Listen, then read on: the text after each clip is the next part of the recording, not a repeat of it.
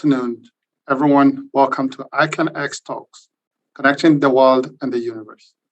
My name is Professor Martin Thuo, coming to you from the Central of the United States, from Iowa State University.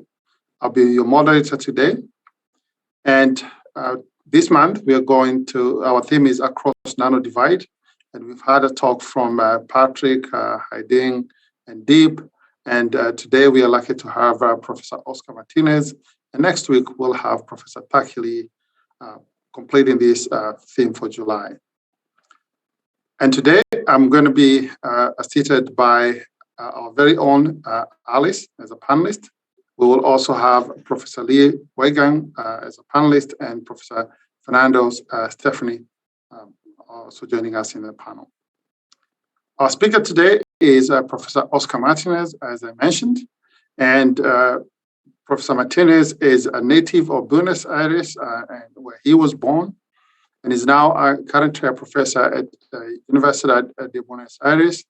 He's a fellow of Optica, formerly known as OSER, and also an associate member of the International Center for Theoretical Physics. Professor Martinez is very well known for his work in ultrafast optics. He's the inventor of the prism compressor, and specifically the Martinez compressor. And most of us know this, or cite this quite commonly as a prism pair compressor or the prism compressor.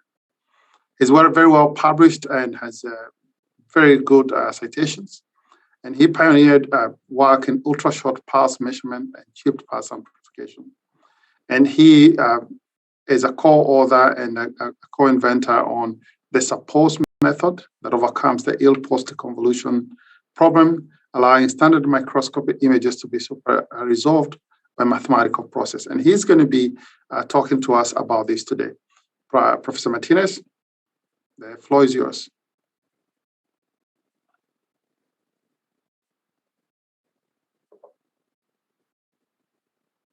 Sorry.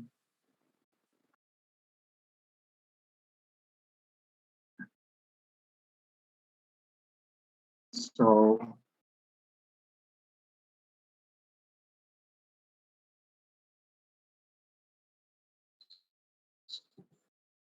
okay. Hope you hear me. This technique I'm going to talk about today. So, essentially, what you're seeing here, I'm from Buenos Aires, and what you're seeing here in the background is the building where my lab sits at the University of Buenos Aires. This building was originally built for the Eva Perón Foundation. So, well, I will be talking about this supposed technique, and because it's something new, before giving you the outline of my talk, well, something new, you know, my granddaughter asked a week ago, when something stops being new? And if any of you have an answer for that, please, I will be happy to hear it so I can finally answer that. But let's assume it's really new. At least it's young, just a few years old. So before the outline, what I will give you is just a hint of what the method is based on and why it's called supposed. The supposed stands for superposition of point sources. So let's assume we have an object like this one here, it's filiform in this case, and you see there's a broader, brighter region here and there a dimmer region here. And then if you look at this with an instrument, let's say a microscope, this will be blurred because of the resolution. And how can you recover this information? Well, the method relies in the following approximation. As long as this object can be well described by a superposition of point sources, all of the same intensity. You see here, you have this broader region, brighter region, the dimmer region here down here. And let's zoom this region here and this region here. And if we zoom out, what you see is that we are representing the brighter, broader region just by overlapping more sources. All sources must have the same intensity. That's a key factor for the method. So if you want a brighter region, you just accumulate more sources to account for that brightness. while this thin dimmer region just accumulates less sources. That's the basis of the method. With that, I will show you that you can super resolve images, not only fluorescence, but other type of images, or even other measurements. So, okay, now let's go to the outline of my talk. I will start just being tutorial with a discussion on what really limits the resolution in a microscope. And I will do this just to outline something that's sometimes lost in the discussions, that there are two limitations. Then I will introduce our method. I will use synthetic data. Oops, sorry. I will use synthetic data to discuss resolution, precision, and accuracy. And it's really important to make a distinction between these three concepts. Sometimes they are confused. Then I will go to real images, all this in 2 dimensions. Then I will show you a variant of the technique called edge detection, used for edge detection. Finally, all this first part will be in 2-dimensional images. I will go to 3-dimensional images. And then I will shift and go to material science applications like polymers. And I will even go beyond fluorescence and show you that the method can also be used just for standard scattering images with incoherent illumination. And then I will close with the conclusions and the forthcoming work. So let's start with instrument limitation. This is generally well known, but I would like to stress that we have, when you have a microscope and you look at an image, you typically see a blur from a point source, and that's due to diffraction limit. And when the two sources, if you have two sources, they come too close together, they just mix into a single blur, and you cannot distinguish the two sources anymore. This is well known, and it's called diffraction limit. And typically it's stated that you cannot resolve 2 points separated more than this distance here, lambda over twice the numerical aperture. Now, what's the physics behind this? Basically, the lens acts as a low-pass filter in the special frequency domain. But more than, and we always talk about the numerical aperture, but regardless of the numerical aperture you use, even if you collect all the radiated electromagnetic field, electromagnetic waves never propagate high-frequency components. The high special frequency components just decay as an evanescent field, and you only collect the frequency components that are below the inverse of the wave. So the question is, if that information is completely lost, is there any way to recover it? Typically, this dogma is stated that that information is lost and there is no way to recover it. But there's a second problem. Sometimes it's not clearly distinguished. When you make a measurement and you measure, a signal S, it could be the image in your camera, then X would be the XY coordinates of your camera. But you really want to detect this object R. This is what you really target, and this is what you measure, S. And you have an instrument response function or point spread function in microscopy that convolves with your object and blurs it. But besides,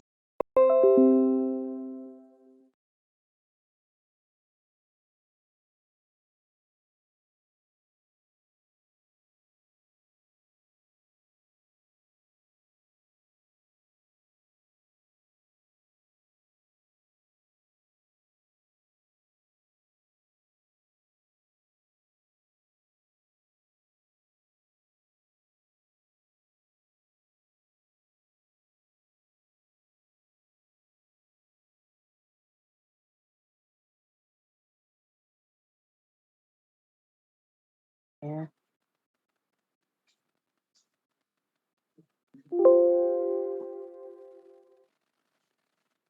What's wrong with that?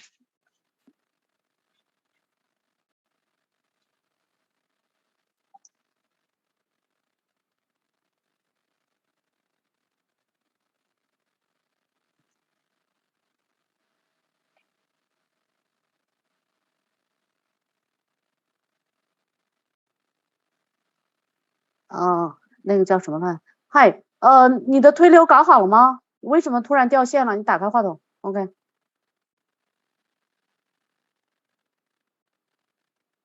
你现在搞好了吗？那我们可以开始了。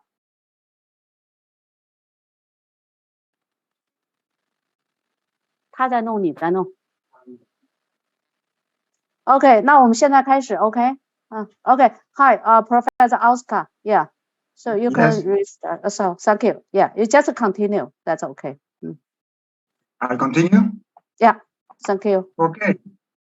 So let's start again here. There's one case where you can do a deconvolution with super resolution, and that is single particle localization. Sometimes it's not recognized. Let's say that this is a deconvolution. Let's say you have a single particle, a single emitter, and you just take a picture and you get something like this here. Or with smaller pixels, your image even looks better. When you add noise, your image is distorted, but still you can try to localize where the particle is. And this localization is actually solving this convolution problem where you are measuring the signal S, but you are replacing your object R by just saying it's just a certain amplitude times a delta function. So my problem of finding R is now converted into finding the position of the particle and the amplitude. Because it's a single particle, the amplitude must be positive, so the oscillation problem is removed. And now the unknown is finding the position and the amplitude. This is a deconvolution problem, but now what sometimes is not recognized is that when you add this fact that you know it's a single point source, you are adding its power spectrum in the spatial domain up to infinite frequency. So you are adding the frequency, the high frequency information that you lost in your acquisition. Of course, this has been long been recognized that the accuracy, and because the accuracy is bounded, the problem is well posed, and the accuracy you can achieve will depend on several parameters. How large is your point spread function, the number of photons you acquire, the pixel size, and the background. So all these are terms that condition your reconstruction.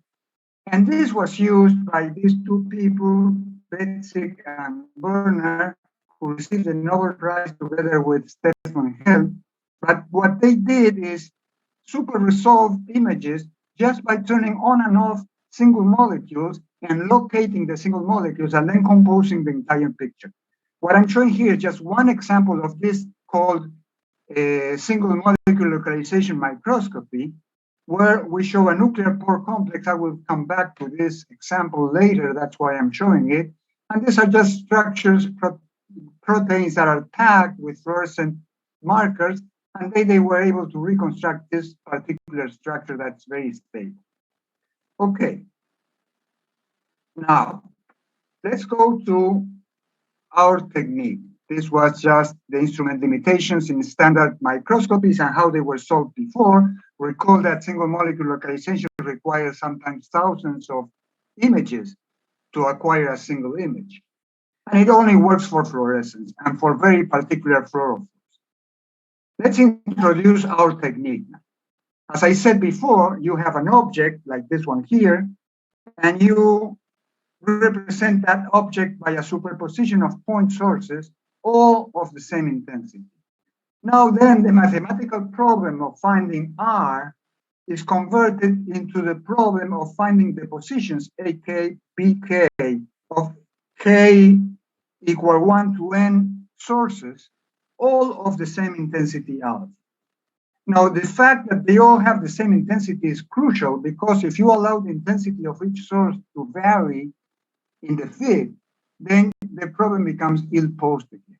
We can discuss that if there's any question about it. So let me show you an example of how we solve the problem. Now recall that our problem now is to find the position of the sources, but you need many sources to reconstruct the system. Let's say, for example, we have this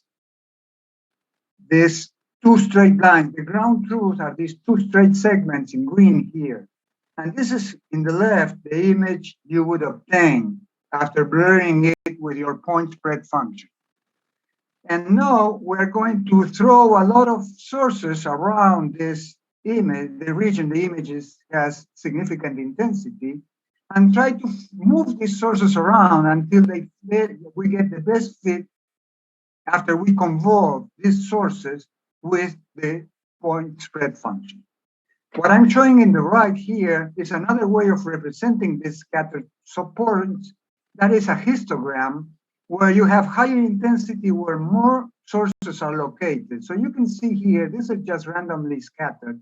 And you can see here that the brightness is adjusted just by accumulating more sources and not by adjusting the intensity of the sources. Now, because of the high number of degrees of freedom we have, the high number of unknowns, we used a genetic algorithm to find the best solution. In this movie, I'll show you how it evolved. So we have, let's say, 100 individuals that look very similar to this one. And then we mutate each individual. That is, we slightly shift randomly some of the positions of the particles. That's a mutation. And we exchange genetic material. That is, we exchange particles between the different individuals. And then we look at which are the best fit, and we continue this generation after generation. And I will show you in this movie how this evolves into the right solution, or something very close to the right solution. You can see it here. The particles move, and we always show the best individual in each generation. And after 50,000 generations, you find the solution here in the right. So we can say that the method converged to a very good solution to this problem, where you can see the high frequency components of the spectra, power spectra of this image have been recovered, even though they were lost in the original image. So now, it was shown mathematically in this paper here that this problem has upper bounds for the accuracy, and the problem is then well posed. But the quality of the fit depends, that is, the error, the distance between the ground truth and our solution depends on the number of sources used. Inversely, with this T, that's the truncation error. Because you use a discrete number, it's quantized intensity, you can only fit to discrete numbers, and that introduces an error. But there are other error sources. If you have an error in your point spread function, your reconstruction will have errors, and the signal to noise ratio will be. And this increases with the number of sources, because if you increase the number of sources, you start overfitting the errors instead of fitting the solution. So then you have an optimum number of sources to be used. So if the number of sources are too large, then it might not converge to a good solution. So now the question is, what resolution, precision, and accuracy can we obtain? To discuss precision and accuracy, what I will introduce is this metric here that basically says, let's assume we have two sets of solutions, let's say the red one and the green one, or eventually the red one could be the solution and the green one could be the ground truth. Then for each particle in this set, we look for the closest point of the other set. And we just have a vector of all possible distances. And that histogram of those distances gives an average value and a dispersion. That's a quality of how similar these two solutions are. You can and no, it's not symmetric. The distance between A and B is not the same as between B and A, because as you see here, this particle here, if you go the other way, we'll find this distance here that did not appear in the first set. Using this matrix, we will account for the precision. That is, if we take two pictures of the same object, you will get a different noise realization in each picture. How similar will the reconstruction be? And if that's precision, If I compare the picture with the ground truth, that's accuracy. So let me show you these examples. Here, what we show is that these lines here have different distances between 70 nanometers and 200 nanometers. And in the left, you can see different images with different noise realizations. So going from up to down, what you see is different noise levels. The lower ones are the better one. And you can see that the fit is better when the noise is less. So now the question is, how good is the fit? You can also see this clustering. If you look here, you can see that the solution tends to cluster. And this obviously is related to the noise. So to discuss this in detail, let's look at this horrible image here with a lot of noise. And what we did is, because it's a synthetic image, you can filter the noise. And we kept only the low frequency noise in the upper image, and we kept only the high frequency noise in the lower image. And we applied suppose. You can see in the lower image that the reconstruction is quite good. That means that high frequency noise is not a problem for suppose. The problem for suppose is the low frequency noise. Then it's when you get clustering. If you look here in this image down here, you can see what I'm showing here in this blue to yellow coding is the low frequency noise. And the red dots are the solution, the scattered particles. And you can see they accumulate following the low frequency noise. So if the low frequency noise is very high, you tend to overfit the noise with the low frequency components with the suppose algorithm. So noise is a problem. So to study this, what we did is we took for each case, each distance between segments, all these pictures here have the same distance and all have the same noise figure, but they are different pictures, different random noise generated with the same signal to noise ratio. With 30 pictures, you can compare the 30 pictures with the ground truth and get a statistic for the accuracy. You can check if the two lines are resolved, and you can get a success rate for your resolution. And you can compare the 30 images between each other, and you get 870 comparisons for the precision. Our criteria for resolution is very strict. We use this criteria that the two lines are resolved if we have a tip in between the lines of 60%. This is much more restrictive than the Rayleigh criterion. We wanted to use a restrictive criterion so that we are not like exaggerating with the resolution we obtain. So when we say we have 100 nanometer resolution, it's using this criteria. If you use the Rayleigh criteria, the resolution will be even better. So here I'm showing you the statistics, and you can see here you have in the left the accuracy for different line separation. As you see, the accuracy does not depend on the line separation. And with noise figure defined as here as the intensity of your signal, where the background is subtracted, divided by the standard deviation of your noise, the maximum number of that in your entire image. With noise figures of the order of 30 and up, you get an accuracy below 20 nanometers in these simulations, regardless of the separation between the lines.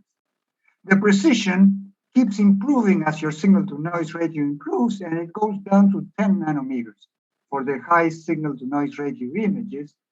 And the success rate, the resolution rate, you can see for the 100 nanometers, for as long as you're above the 30, the noise figure of 30, the 100 nanometers were always resolved.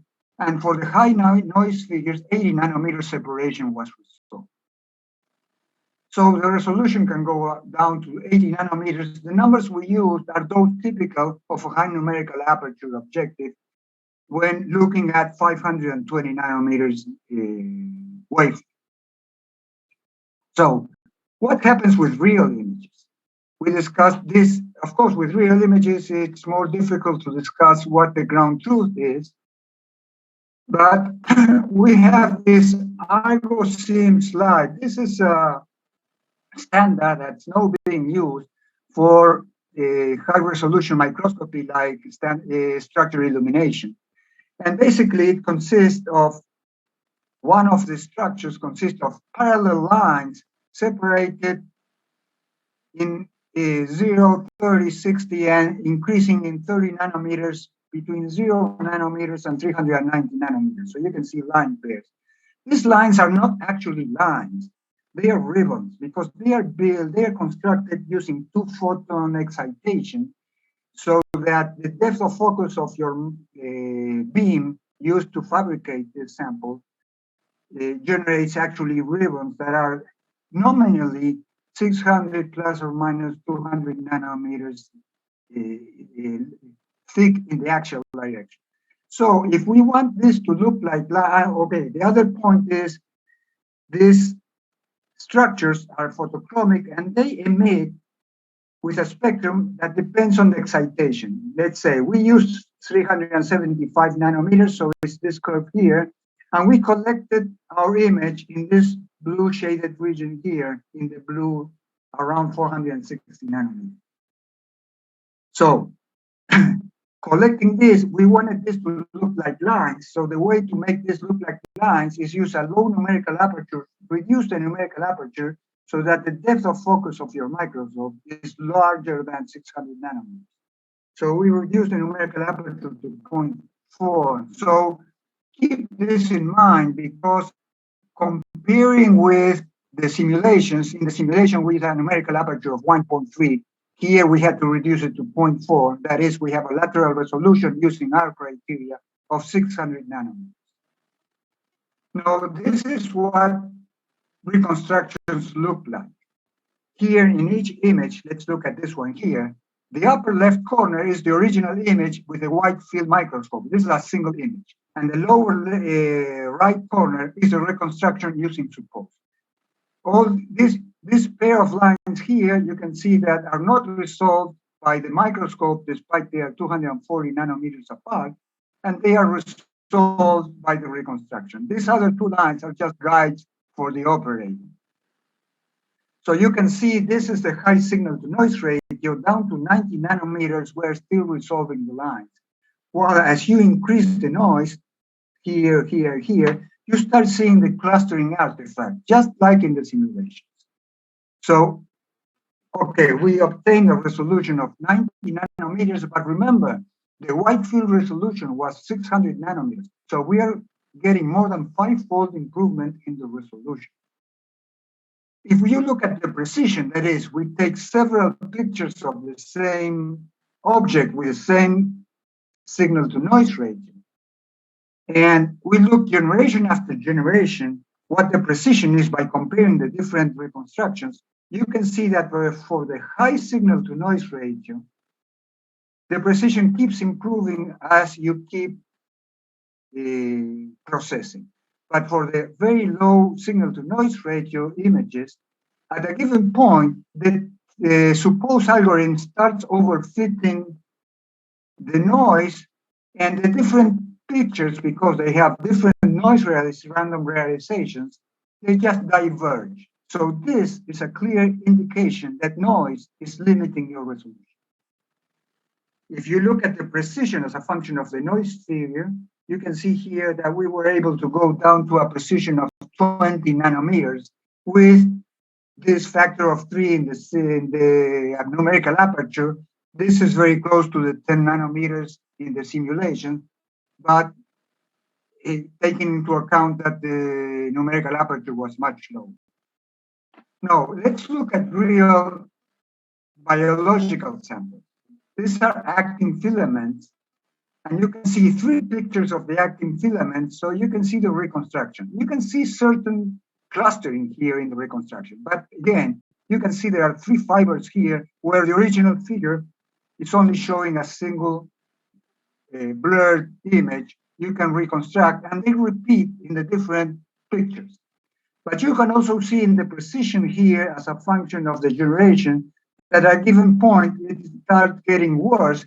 This indicates that the system is clustering and the resolution and the precision is worsening. Let's look at another example. This has a better signal to noise ratio. The signal to noise ratio, here we have 40,000 counts per pixel in the brightest spots. And you can see here, this is a zoom of the image. This is a wide field image, and this is a reconstruction here.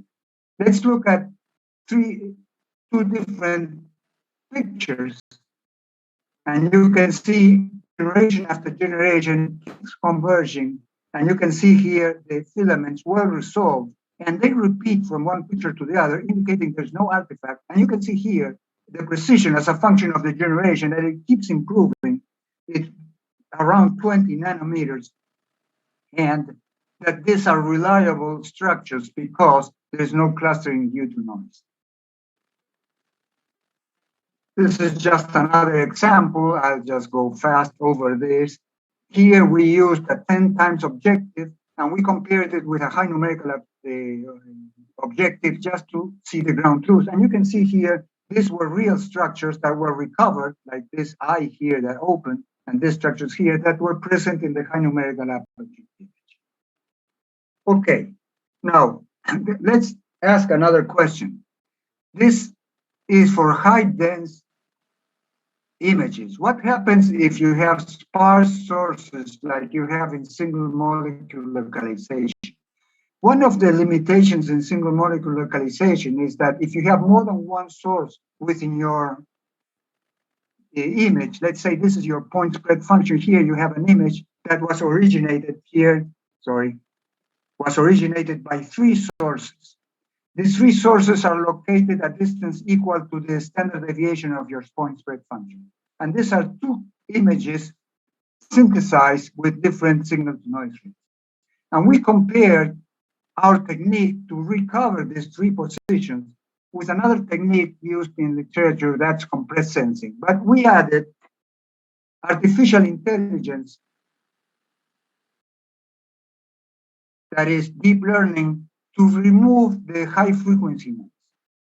This didn't make any big difference with suppose, because suppose is not sensitive to high frequency noise, but was crucial for compressed sensing. You can see here that the three with high noise levels, compressed sensing just locates one single particle in the middle. Compressed sensing relies in minimizing the number of sources, so that when the sources just grow, like here where you have 4 in this, it just fits with 1 because it tries to minimize the number of sources, particularly if the noise is high. So compressed sensing works with low noise, but doesn't work with high noise.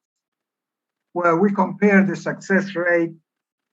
SR is the success rate, and error is the localization accuracy. And you can see that the success rate is much higher than compressed sensing, even with the noise. And for 4 sources, we had a very high success rate and a very good localization. This is the paper, if anyone wants to look at it in detail. Now let's go to another example. I mentioned before that the super resolution, there were 2 techniques. One was single molecule localization, the other one was Stefan Hell's stimulated emission depletion technique. For those not familiar, let me go fast over what it is about. If you have a beam that is exciting a fluorophore and it has this shape, basically what it does, the molecule will be excited to an upper level and then it will decay, slightly shifted by spontaneous emission, and you collect that probably from the same side you were excited.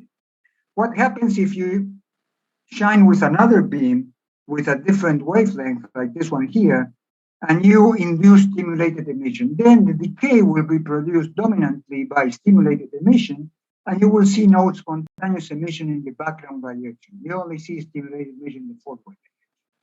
If the stimulated beam is a donut-shaped beam like this one here, at the center where it's 0, there's no stimulated emission, and then you will see spontaneous emission. And then you get a high-resolution image where spontaneous emission only comes from this here. What you do is overlap these 2 beams so that you only get a smaller region. I will go again to this nuclear pore complex, and we took the data from this paper here. And in this paper, they had these STED images where you can see here the images that you see rings. You don't exactly resolve with STED. They didn't have enough resolution to resolve this, the position of the proteins. So here you can see images obtained with STED, that's the left, and the right is the supposed reconstruction. You can see in these cases that suppose was able to successfully reconstruct the positions. Let me go into details for one of these images. You can see here, this distance here is 43 nanometers. This one is 109 nanometers. So it reconstructed very precisely this structure, just starting with noisy, blurred ring obtained by STED. So you can see it's not competing with other techniques. You can improve other techniques just by adding supposed process. Now, as I mentioned before, the accuracy depends on the number of sources. So if you have a dense object, let's say, you would need too many sources to reconstruct the object. And sometimes it might be better to try to reconstruct the edge. You want the shape of the object. And the edge has a lower dimension. You need less sources to reconstruct it. And suppose will work better. The problem with edges is that the edges are oriented. They have an inward side and outward side. How do we use suppose to adjust edges? Well, now what we're going to do is we have the gradient of the measured signal, and the gradient of your signal will be the gradient of your object convolved with your point spread function. And of course, you will have noise. A constant background will disappear. So we represent the gradient of the object now as a superposition of oriented sources. The sources not only have to be located, but their orientation has to be determined. And the orientation is determined just by the normal to the segment of the nearest neighbors.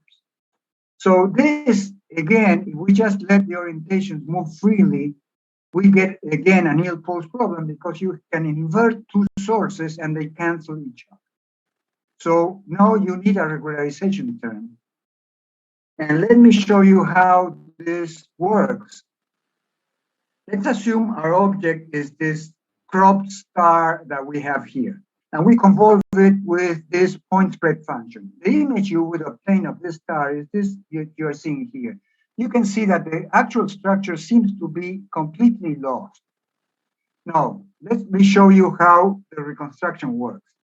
What I'm showing you here in the left is the image, and the blue points are the supposed reconstruction. This is the initial state. Now, because the number of sources now are much less than in the prior case, we are not going to use a genetic algorithm for this. We're going to use a stochastic gradient descent, and it works much faster. So here on the right, what you have is the ground truth, the edge we want to reconstruct, on our reconstruction. And the movie will show you how, iteration after iteration, this moves towards your solution. You can see this in this work here in the right. So here you see, you don't reconstruct the tip exactly because we added a regularization term that prevents very rapid fluctuations. But you can see the quality of this reconstruction. Now, let me show you a real case. This real case is an image of two fluorescent beads about 500 nanometers in diameter, like this one here.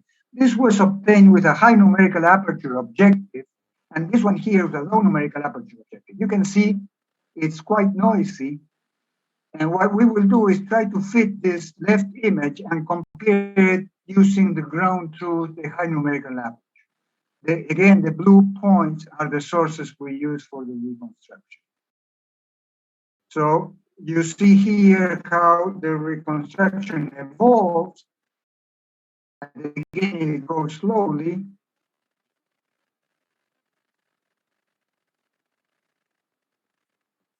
And let me evolve it a little more.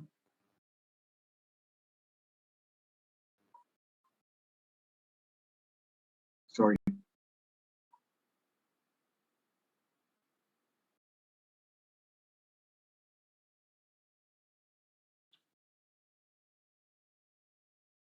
Well, I'm just trying to stop it because it goes blind after it finishes. you can see that not only it converges to a good solution, but it's able to segment the solution and show a very good, it's somewhat noisy here, but it shows a very good reconstruction of something that was completely lost in the original image. So what about going to 3 dimensions? Let's go to 3 dimensions now and see what happens when we try to apply this to 3 dimensions. There are 2 ways. The standard, suppose I showed at the beginning, let's go back to this structure. The nominal structure are ribbons, parallel ribbons, and we try to reconstruct them using suppose. Now we are using a high numerical aperture objective, 1.4 numerical aperture objective, and we try to resolve this. What you see here in the inset is the original image. We have a stack of images focusing at different depths, and we try to solve the 3-dimensional structure. What you see here is the front XY projection, and what you see here is the YZ projection. And you can see here that you reconstruct ribbons that are about 820 nanometers deep. They are not constant intensity. This is something we cannot contrast with the ground truth, because there's no information on how the structure actually are. But what you see is that they are not uniform in depth. So this is a 3-dimensional reconstruction with standard suppose. And there's another variant of the edge reconstruction. That is, let's use now, instead of segments, we use these triangles to define a surface that will reconstruct an object like this one here. This is a solid star with 4 points. And this in blue is the point spread function. When you convolve this star with the point spread function, you get these projections. This is the YX projection, the XZ, and the YZ. You see the information is completely lost. After processing with suppose, we get this reconstruction here that has a 1/20 accuracy compared to the point spread function dimension, the standard deviation. If you use other edge detection techniques such as scanning, you just lose completely the information. Even if you do a standard deconvolution and then a canny fitting to the edge, you don't recover the structure here that was recovered using the supposed edge, 3D edge. Okay, now let's go to other applications. What about if you have a polymeric structure and you want to know something with super resolution? What we used here is polymer nanopores. This is a scanning electron microscope at the left, the scanning electron microscope image. These are 600 nanometer pores. And we looked at them with 2-photon microscopy, 2-photon fluorescence. And we are looking at the native fluorescence of the polymer just by multi-photon excitation. But we don't have the resolution to see actually the size of these pores. What you can see here is the reconstruction with suppose and the image behind. You can see here that the reconstruction, if you take a histogram of the distance to the center of mass of this reconstruction, you see that the mean radius is 305 nanometers. That is a 5 nanometer accuracy. And the width is 22 nanometers of this histogram. So you have a 22 nanometer uncertainty. So we actually reconstructed this structure with 22 nanometer uncertainty and 5 nanometer accuracy. So finally, let's go to something really, I think is outstanding, and is that going beyond fluorescence. So what we did is looked at these samples. These are standards for microscope calibrations, and they are pillars 150 nanometers high, cylindrical pillars that have a certain pitch. In this case here, you can see the pitch is 2.5 microns, 3 microns, and so forth. And you can see here's the 50 microns.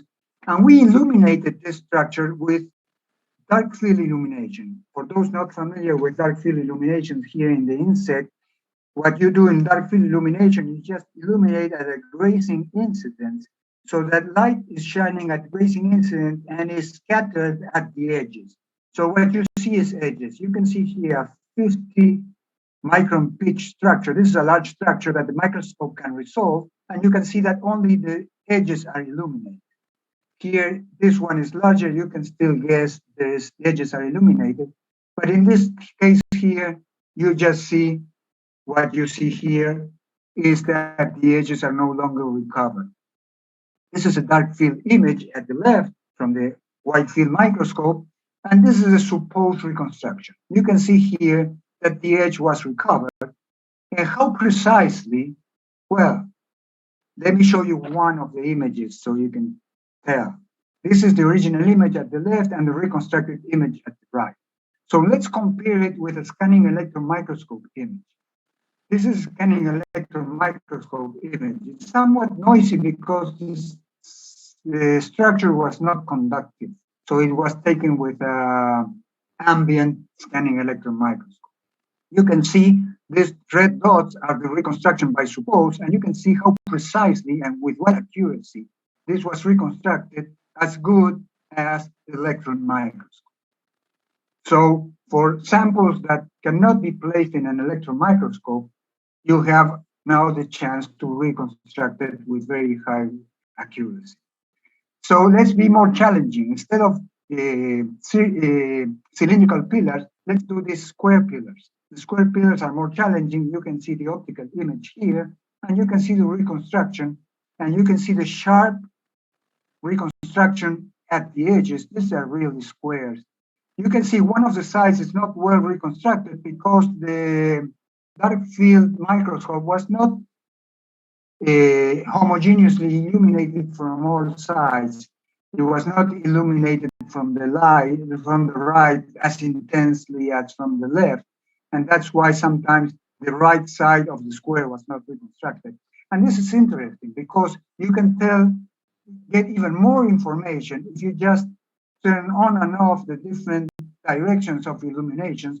You can tell not only where the edges are, but also if it's going up or if it's going down. Because if this same structure were going down, was a ditch instead of a pillar, the illumination would have been the other way around, dark, strong in the right, in the reconstruction, and weak, dimmer in the left.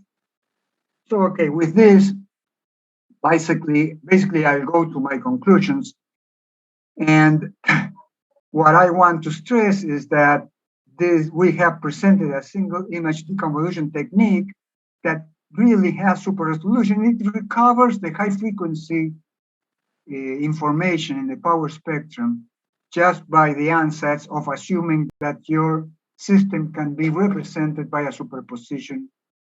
Notice that this superposition is incoherent. All sources have the same intensity, hence there's no interference between sources. So this can only work with incoherent, in principle, with incoherent signals. Simulation and experiments yield fivefold improvement in resolution. Precision in the range of 10 to 30 nanometers was achieved. Accuracies between 20 and 40 nanometers. Actually, we showed 20 nanometers in the polymer structure.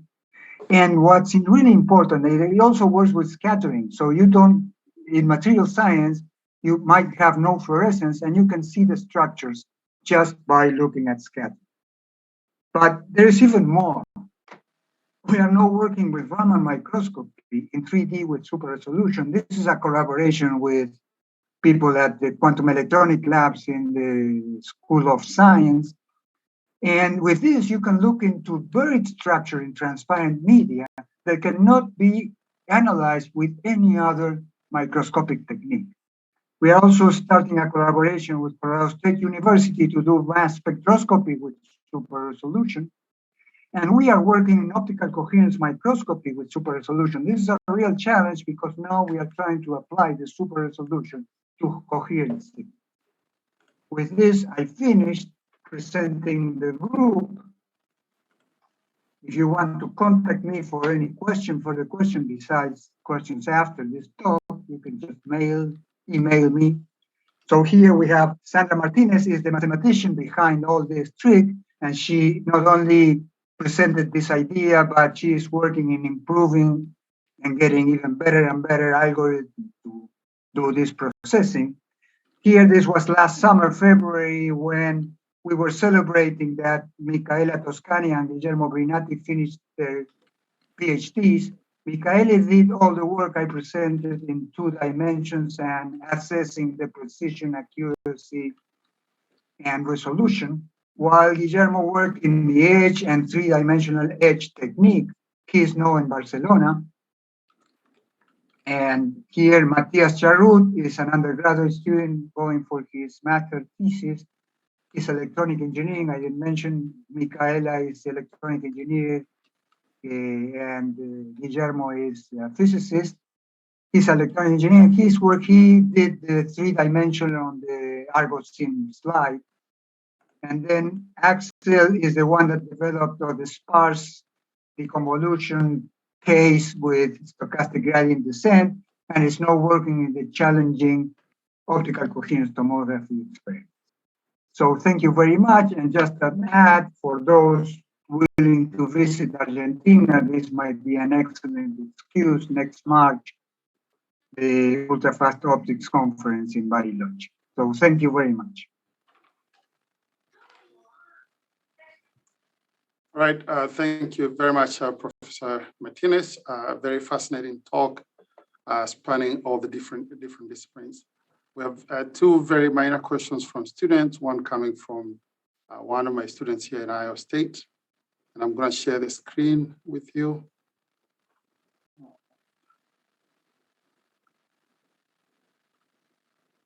And the first question is, your work spans different disciplines, and the question is, what are the challenges of working across the different disciplines? Okay, and the other one, maybe I can answer both together. Yeah, this one is from my student. What is your advice for someone who's interested in learning the mathematics needed for this work, even though they are from different background? They have a different background. Well, for the first one, the challenge is working across different disciplines. Essentially, it's building a common language. You find that people from different disciplines refer to the same problems using different terms.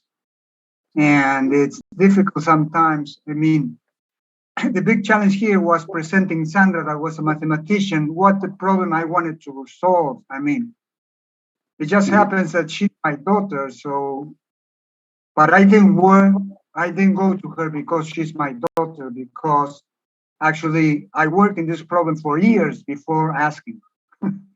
So I just thought it was difficult to ask a mathematician.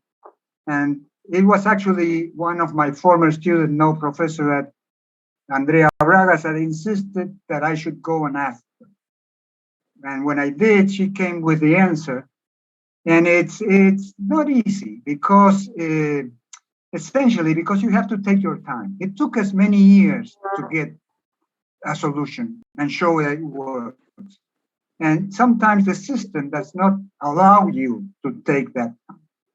So one of the problems is not so much how difficult it is to interact with other disciplines, but that the system, the academic system, is asking for results fast for real challenging problems. So the real challenging problems can only be confronted by people that already have their career settled and can take the risk. And young scientists cannot take risks. And I think that's something we have to correct. And now about learning math,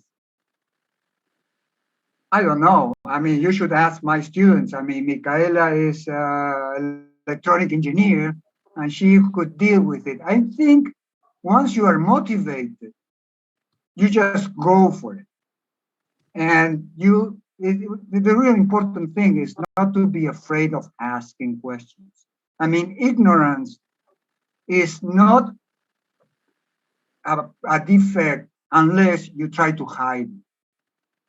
I mean, we are all ignorant. We all have more things that we don't know than things that we know. So you have to ask. Ask, and then, of course, you have to work hard. I hope that answered. a little. Yep. Thank you very much. I agree with you. We have to learn how to ask questions. And now we're going to go to the next part of the presentation, and we're going to move to the panel. And our panelists, we have Alice, not new to the platform. She's a co-founder of ICANX and the ICANN series, and also a professor at Peking University, very well published in many ways. She does not need more introduction in this platform. Then we have Professor Weigang Li from University of Brasilia. And Professor Li is the director of the TransLab, that is the Transportation Intelligent Computation Lab. He's a chair of Department of Computer Science at the University of Brasilia in Brazil. He got his PhD in '94 from Aeronautical Institute of Technology in Brazil, and currently is a PQ researcher from Brazil National Council for Scientific and Technology Development. He has so many awards, he has led so many projects. I will not go through all of them, otherwise I'll be taking up the panel time. But I want to mention that he's a distinguished editorial board member. He got a distinguished editorial board member award from FITEE by the Chinese Academy of Engineering, the Zhejiang University, and Springer Nature, and is also associate editor in several journals. His work deals with application of artificial intelligence and machine learning in intelligent transportation, air traffic control, and related fields. Our next panelist is Professor Fernando Stefani. Now, Professor Stefani has a long CV, is very well experienced, having worked in Europe, worked in Spain and Germany. And I want to mention that he has worked very closely with one of our former speakers, Stephanie Hell, who was a 2014 Nobel laureate winner. He has many, many awards. He is a native of Buenos Aires and got his degrees in materials engineering. And then went to Germany, went to Spain, and now is back in Brazil. His research is in the field of optical microscopy, optical manipulation, and nanophotonics. He's very interested in understanding and manipulation of light, heat, and forces at the nanoscale. And he's very well published, very well known in that area. Let me not steal more time from the panelists, and let us switch to the panel now. Okay, yeah, so maybe I can ask the first question. So I saw we got sent several messages for the questions, but the lady first, okay? Yeah. Okay, it's very luckily I hear your talk because, several years I also have the same idea to reconstruct, a 3-dimension from the SEM pictures.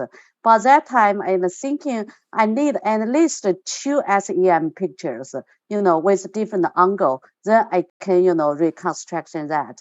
But here I want to, you use just one, right? Or use several, for the pictures to rebuild that. You want me to put the pictures again? Oh, no, it's okay. Yeah, you can, explain. You use, just one picture or 2, or, a set, to do that for the 3D reconstruction. Okay. Let me share my. Okay, Martin, maybe you can stop share. Let Professor Oscar share that. Yeah. Okay. So what I will do is. No. Is that the one you want? No. Oh, yeah, there you go. Okay. I'm thinking you so just you need were asking one about, or need 2. Yeah.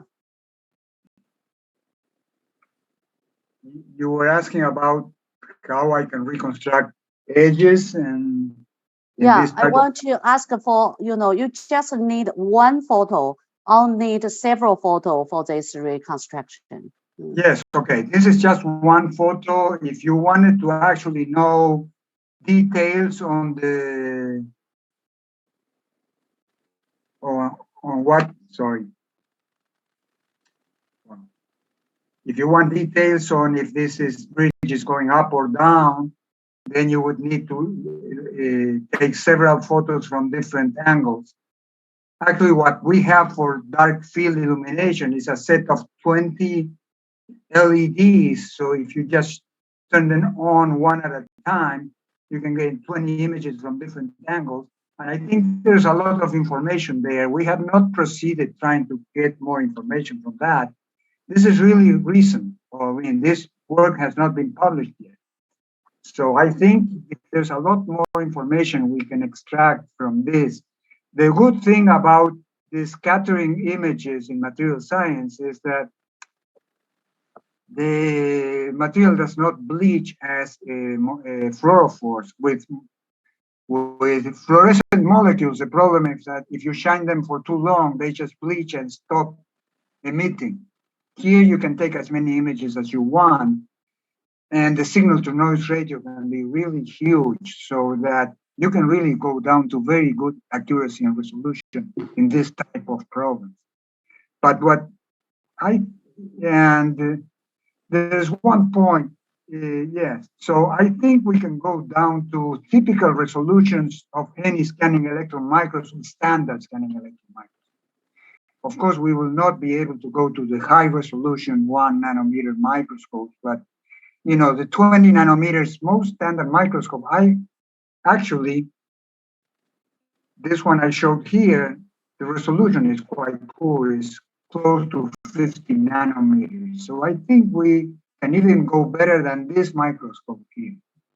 When you go to ambient scanning electron microscopes, you don't get as good resolution because of the special charge of your microscope at your sample. So I think we can go even better than the microscope. Of course, we cannot look at some details you can look with the microscope, but you can also do spectroscopy. And I think Raman will be a key point, because with Raman, you can look into buried structure. Nowadays, you are building structures that are three-dimensional inside, buried inside transparent material, like waveguides. You can look at the structure of a waveguide using Raman in 3 dimensions with super resolution. Typically, waveguides are the order of magnitude of the wavelength, so you cannot look at them and resolve them precisely with just an optical microscope. So there are problems that you can tailor with this technique that cannot be seen with any other microscope. Okay, thank you very much. Yeah. Okay. So, may I ask? Yes. Thank you, Oscar, for the very nice talk. I think this is one of these investigations that kind of really solve a problem that many people were thinking about for several years, and you took the time and effort to address it properly. So it's very interesting. It's a conceptual turn to localization microscopy and the convolution all together that I think it will expand in the future. So my question is, well, you showed very clearly the influence of noise on your reconstruction, and I think that you may include in your pipeline, in your work pipeline, noise measurements on the samples to at least to predict or find a range of generations where you should obtain the optimum result, right? But my question is, if you tried, because your algorithm is based on identical sources, so it's okay, because if you include a variation in your amplitude, it will just introduce an extra artificial noise. But in all these measurements, like in fluorescence or instead, you don't have identical PSFs. You don't have identical sources for various reasons. So my question is, have you tried to perform like average reconstructions? You can have an image. You can have, for example, 10 images, 10 STED images of the sample, or 10 fluorescence images where natural intensity fluctuations can occur, or you could induce them, like changing polarization of your excitation beam or something like that, to try to probe all possible amplitude variations, and then perform 10, 20 reconstructions and provide the average as the best answer to your problem. Have you tried that, or do you think it makes sense to do that? Okay. Well, I'm happy you asked, because that's work for you in the future. One of the problems we had, we never got more than one image from any colleague of the same system. So really, I mean, that's one of the problems we have. We can tell, to make sure you're not overfitting noise, you need more than one image, at least for a characteristic sample. I mean, if they have similar noise figures, well, you do it once at least. So I would love it. If you are able to do that, we can just discuss it later. We would love to have 10 images, 3 images of the same structure with STED and things like that. With STED, you have the additional problem, what the point spread function is. We extracted the point spread function from the same image because it changes from image to image. Yeah, so exactly. We used one of the structures as a ground truth and extracted the point spread function from there. So that I think it's challenging, and it would be nice to see what happens when you do that.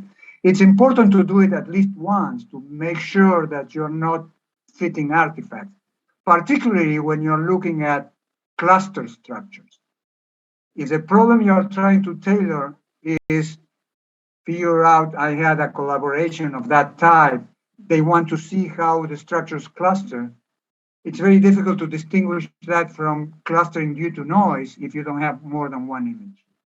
But the bleaching problem is the reason why typically people bleach their sample, and that's why they don't get two images. Actually, with confocal microscopy, we failed to do super resolution because they were really noisy, because they were taken in conditions where you make sure you don't bleach your sample. But yes, we would love to have an image like the one you mentioned to try to process it. All right. Thank you. Okay.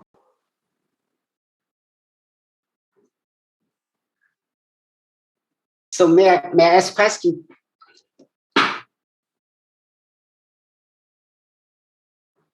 Yes. Okay. First of all, thanks for your presentation. It's a very nice talk, and congratulations for Oscar. And also, thanks for the organization of Alicia to this opportunity.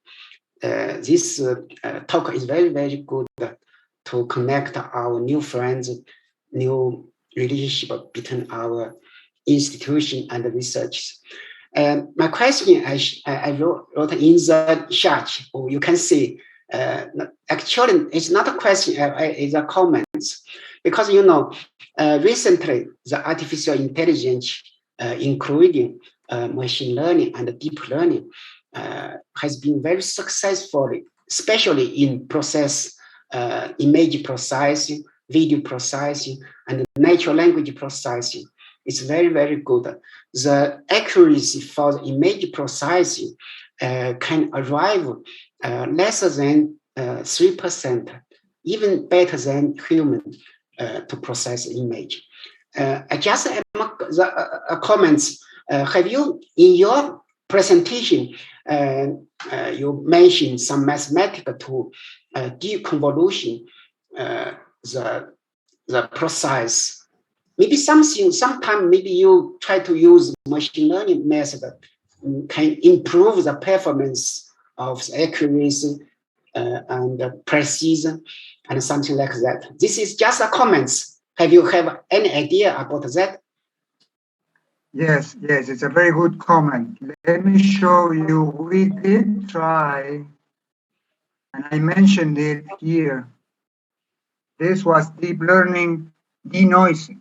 The problem is you have to know something very precise about your sample. This means you have to train your system with things that might be different from what you're actually looking at. I mean, you will never discover new things by training something to recognize old things. So deep learning is great to reduce the high frequency noise, because it's, you know, you look with your brain and you recognize what is noise in the high frequency domain.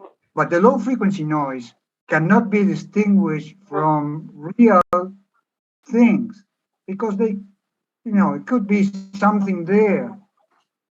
And unless you know something about your sources, like if you are looking for a particular type of structure, like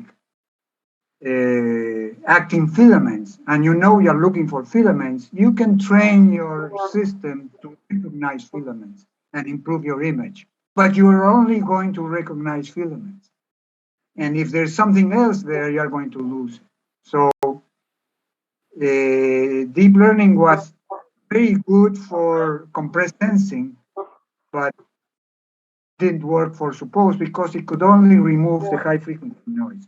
But you know, we are not experts in this, and I think there's a lot of work to be done.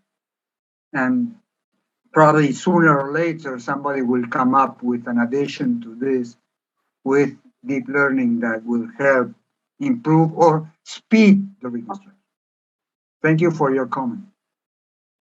Yes, thanks for your nice work. I think this is a great challenge for both of our two areas, in your area or in computer science.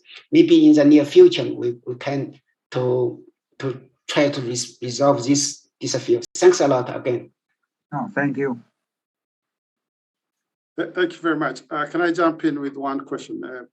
Forgive my lack of deep knowledge in the image processing. But as a material scientist, I was looking at your talk and I could not stop thinking about using it for processing X-ray images, especially when I'm looking for things that are out of focus, out of plane.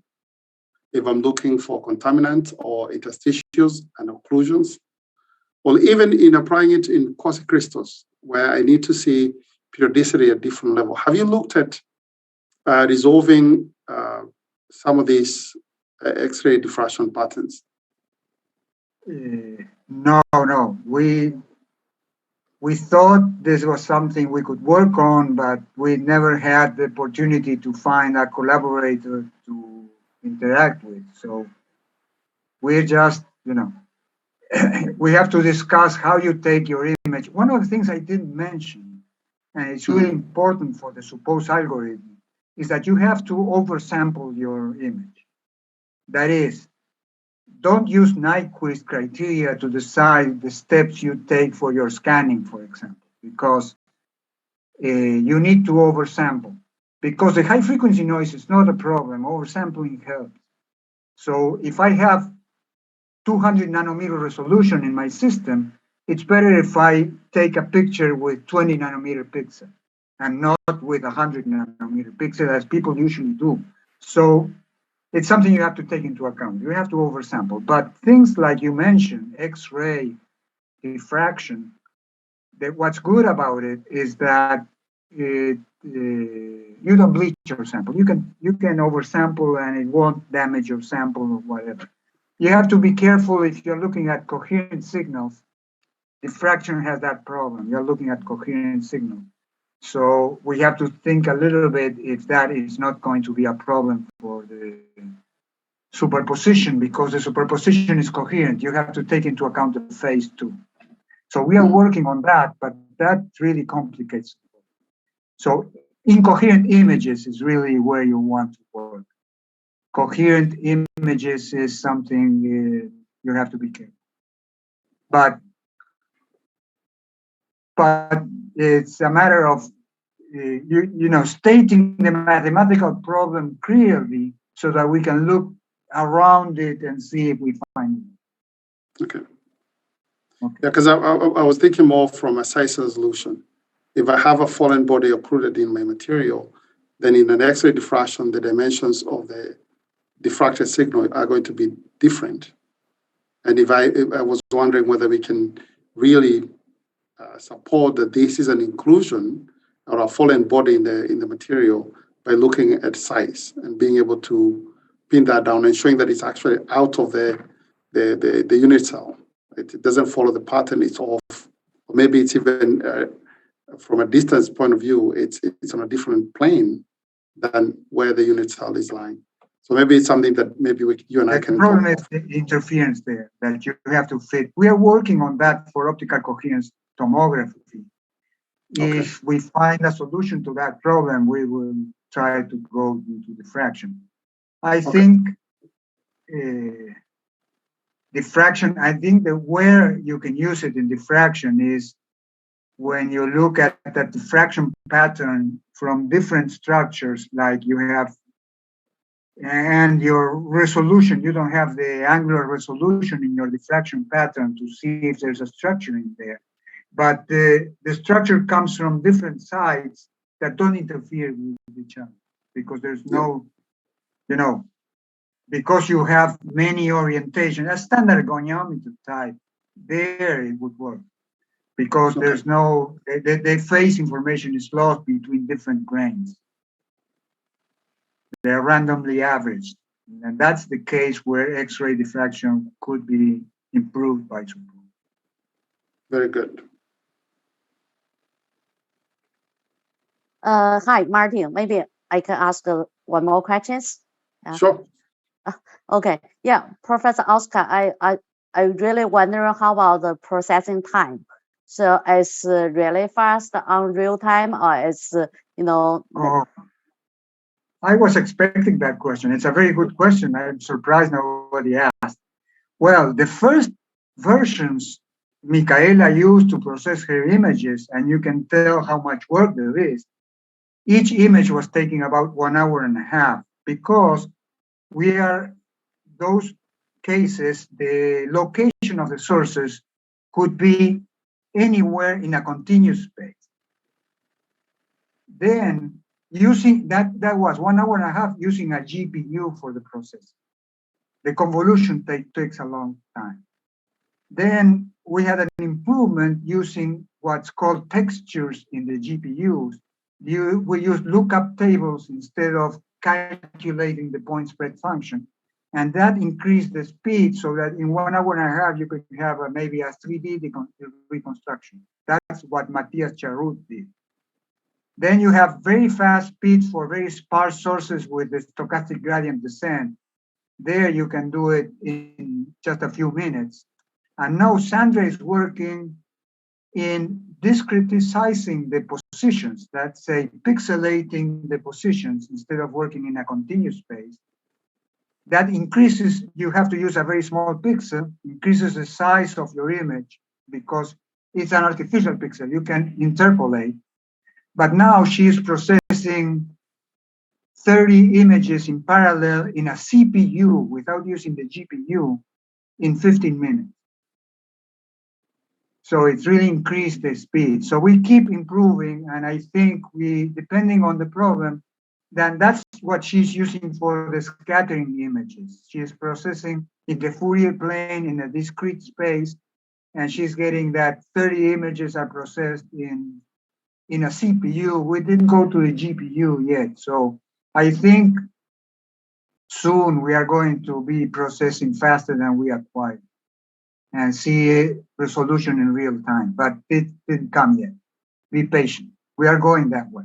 And it depends on the computer you have. We are just using a standard computer. It's a 8-core computer I'm talking about for this 15 minutes. Yeah, if we go to the supercomputing computer, it's not that expensive. $5,000, you get a 64-core computer. And I think you can really go fast. Okay, cool. Yeah, we're really looking forward to see it in real time. Yeah, thank you. Okay. Thank you. Thank you very much for this opportunity. Thank you very much. And if we were on a real stage, I think Alice and I would walk on the podium and hand you this. But because we are virtual, we will present you with a virtual certificate. And this will be emailed to you after the presentation. And thank you so much for honoring our 107th volume of ICANX talk. Thank you very much. Yes, yeah, really, Martin, I think adding one word, we really apologize. This time we first have the scientists from the South America. Yeah, also, yeah, capital name A. Yeah, Okay. we have a big dream. Is we, maybe we couldn't go to each country. We have 200 countries, but we can have the scientists from every country on this ICANX stage. Yeah, I'm proud of you. I'm proud of all of you. Thank you.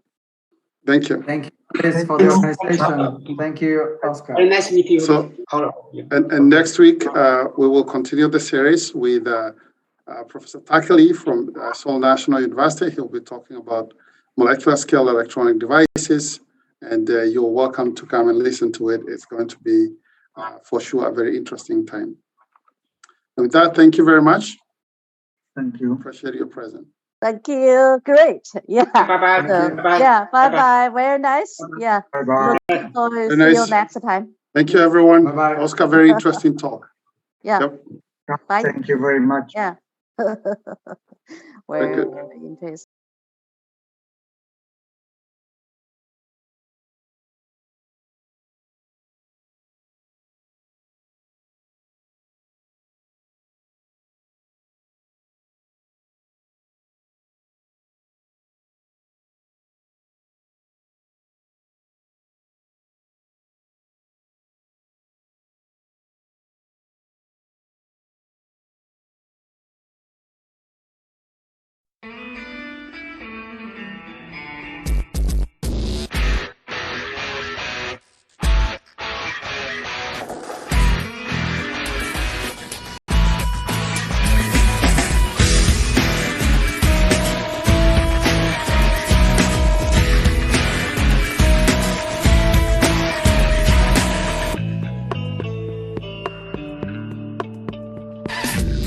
不再是奇迹，不再是幻想，此刻真感觉全世界对我鼓掌。